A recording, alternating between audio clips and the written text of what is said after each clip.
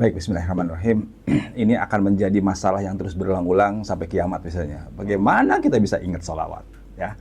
Dan pertanyaannya pasti dari kemarin pun, gimana jaga istiqomah, gimana bisa kita ingat? Semua pasti gini. Karena kita semua sadar lah semua, para teman-teman, sahabat-sahabat semua yang mendengarkan dan menyimak acara ini, bahwa amalia ini amalia gampang. Ya Allahumma sholli ala sayyidina Muhammad ala sayyidina Muhammad. Udah kan, kita dapat 10 rahmat.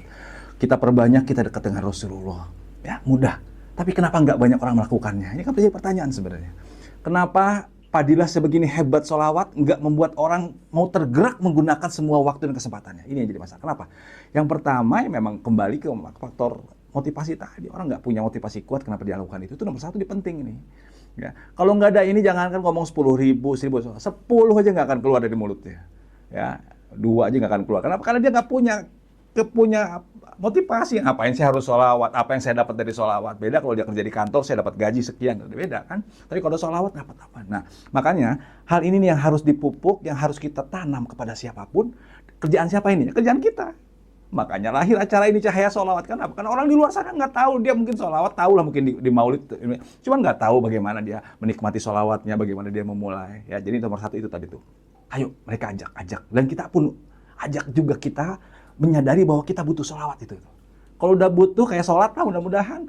Kalau udah denger ajan, aduh kayak ada yang hilang kalau nggak sholat kan. Bisa nggak kita sholawat, ada yang hilang kalau nggak sholawat, itu udah hebat tuh. Itu yang pertama, motivasinya dikuatin. Nah nomor 2, ini juga yang menentukan sahabat.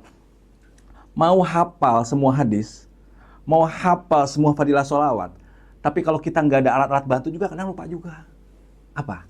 Alat bantu ini menentukan kita akan terus ingat dengan sholawat. Ya makanya tasbih ini vital di camp sholawat. Makanya kami selalu ngulang, kita nggak tanggung-tanggung sampai kontrak pabriknya gitu di camp sholawat itu. Karena apa? Karena saking pentingnya tasbih ini. Program kita ngebagiin tasbih lah kemana pun. Karena apa? Jangankan ngomong banyak, ya, ngomong ingat aja susah kan. Nah sekarang untuk banyak gimana? Pertama pengingatnya ada di jari kita, yang kedua ada angkanya, hingga kita punya target. Nah pada saat kita ingat, itu yang membuat tempat itu akan banyak bersaksi. Kenapa? Karena ingatnya banyak.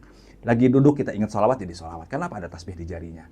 Lagi ngantri ingat sholawat. Terus kenapa? Karena ada yang ngingetinnya tasbihnya. Ya, nah, jadi 2 faktor ini kuat dan dikuatkan lagi oleh yang ketiga, lingkungan. Ya kemarin guru kami selalu mengulang-ulang 2, jaga istiqomah. Yang pertama motivasi kuat, dasar kuat. Kenapa alasan kuat? Yang kedua lingkungan itu harus mendukung. Ya lingkungan kita pun harus tinggal lingkungan ahli sholawat. Jadi saling menguatkan.